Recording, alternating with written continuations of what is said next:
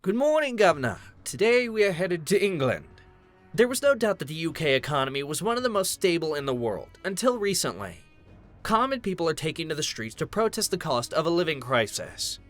A BBC report said that inflation was at a whopping 10% in September. The cost of food is rising at its fastest pace in nearly 40 years, with the growth on incomes falling pitifully behind. In a civilized world, this would be time for the government to take control, step in and sort out the problems, and help those who need it most. The UK government have been so incompetent for such a long time, each administration seems utterly incapable of fixing the mess. The last Prime Minister resigned after a pitiful 45 days in office. The world is looking in with shock that a developed country like the UK can be in such a mess. I would have thought this was a place with newer systems, still figuring things out. But no, this is happening in the fourth largest economy in the world.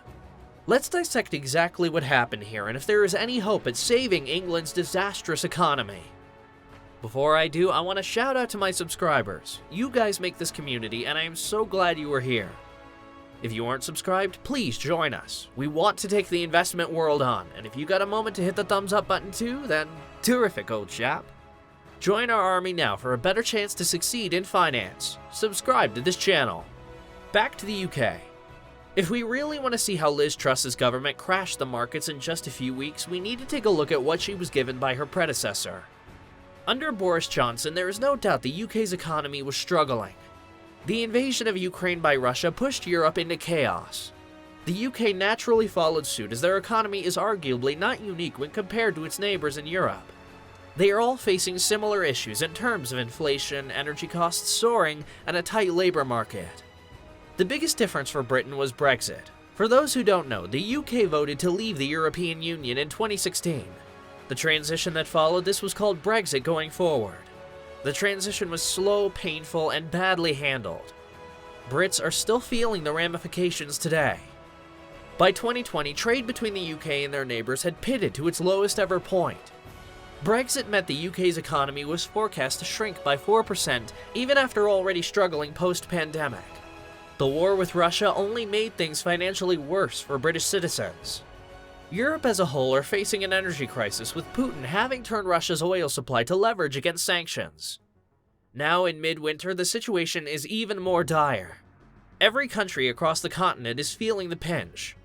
While all this is happening, Johnson did very little to help the country he was supposed to serve, focusing instead on the public image scandals that seemed to follow him one after the other. He called for higher taxes on energy companies. He claimed they were profiting from soaring prices. He should have been investing or strategizing a more efficient system. He called on UK households to endure the winter. He made videos suggesting the public buy a new kettle to save on their upcoming bills. I don't think many Brits were sad to see the back of Johnson. Following Johnson's resignation, Truss was elected by an in-party vote, beating her opponent Rishi Sunak, the former Chancellor. Truss took the hot seat, the third woman to ever do so. She is said to have wooed voters on the promise of tax cuts rather than hikes to stimulation spending, and promises that the energy crisis would be her top priority. Before we see how she got on, let's take a quick ad break brought to you by Clothes.com. Sustainable fashion is not only cool, but it's actually become essential for those who want to live more in harmony with the planet. You don't have to be Greta Thunberg to agree that we should do our best to reduce our impact on the world while still enjoying the basic thrills of life. Everyone loves fashion, right? Check out Clothes.com for the latest in sustainable fashion. These pieces make the perfect gifts for your loved ones. Search for materials here, for example, recycled plastic, organic cotton, hemp, and organic bamboo. This site has proven a game changer for me during the Christmas period when trying to balance out mindless consumerism with the fact that all my friends and family need presents.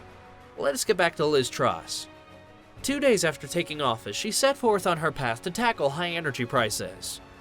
Her government proposed a cap on prices that each household would pay. Whilst a good idea with good intentions, this was quickly overshadowed as the British Queen Elizabeth passed away. The country was forced into a period of national mourning, and the new Prime Minister had to do her duty to the country's most beloved monarch. British royal mourning lasts for 2 weeks. After this, the new Chancellor announced a mini-budget, or plan for growth in what they thought would get the country back on track. This budget was focused on tax cuts. Anyone with a slight mind for finance could see this was a disastrous plan. The road to hell is paved with good intentions. I can see that she was leading with her heart, or maybe her desire for popularity, but giving more money out in an economy of rising prices is ridiculous. The prices rose because the supply of energy was low. Handing money out to people doesn't fix the problem at hand, it worsens it. Along with this, tax cuts also face major backlash from the public. Many people felt the new system was designed to line the pockets of the rich.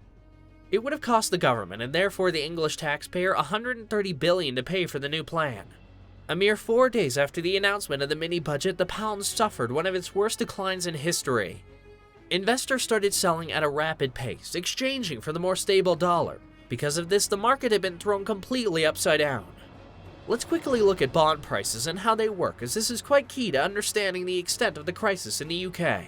When a government wants to borrow money, they will usually issue a bond that has a certain interest rate and expiration date. Say the government issues a bond with 5 years and 5% interest. If you were to invest $100, or pounds in this case, you would get $5 or pounds each year in interest for the 5 years, and you would also get your initial investment back. Similarly to the stock market, there is a bond market where people and institutions would trade bonds. So if there are a lot of people that want to buy a bond, this price goes up and vice versa. The interest rate would not change, as that has been set by the government. If there is a demand for your $100 bond, you could sell it for $200. As the interest has not changed from $5, you would now be at a 2.5% rate. The price of the bond goes up, but the yield has gone down. The price of bonds was pushed lower with the yield higher. When people sold their bonds for pounds, they then sold the pounds for other currencies. This is what pushed the value of the currency lower.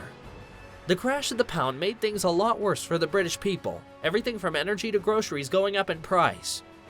A decline in value and rise in bond yield will set off other issues in the financial sector that threaten the whole UK economy.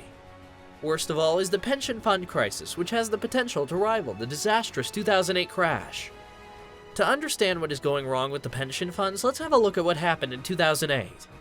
Following the 2008 crash, central banks around the world slashed the interest rates in an effort to help economies recover. The UK pension funds couldn't invest in safe bonds anymore, so they couldn't pay pensions from their interest payments. The pension funds then took a portion of capital to invest in assets with increased risk, aiming for a higher return. Because of the higher risk appetite, they entered a derivative trade with banks like BlackRock, putting some cash or bonds as collateral. Now this is similar to when an investor is shorting a company. This is a simplified explanation to make sure this video isn't 2 hours long. When investors sold their bonds following Truss's mini-budget, the price of the bond fell dramatically. As we now know, the price of the bonds fell and the yields rose. Pension funds got the margin calls and were forced to offer more cash for collateral. This all happened in a matter of days. The funds didn't have the cash on hand to cover the calls, so they were forced to sell off bonds. This created a further downward spiral of the bond dropping in price, leading to more cash needed as further collateral and more bonds had to be sold. Now you can see how absolutely catastrophic this mini-budget was. Even the Bank of England had to step in to prevent a collapse. They announced that to avoid a liquidity crisis in pension funds, they would buy the bonds so as not to affect the price as much. This helped to calm things down, but investors and the British public were still nervous. Following this dramatic chain of events, the Chancellor had to delay the new tax cuts, and a few days later, Liz Truss resigned as the UK Prime Minister. She was at the top spot for just 45 days, making her time in office the shortest-serving Prime Minister, surviving for less time than it would take for a lettuce to spoil. Not a great legacy. But what do you think? Will the UK's Prime Minister do a better job? Let us know in the comment section below. Make sure you like this video and subscribe to our channel for the chance to join the most successful investing army on the line.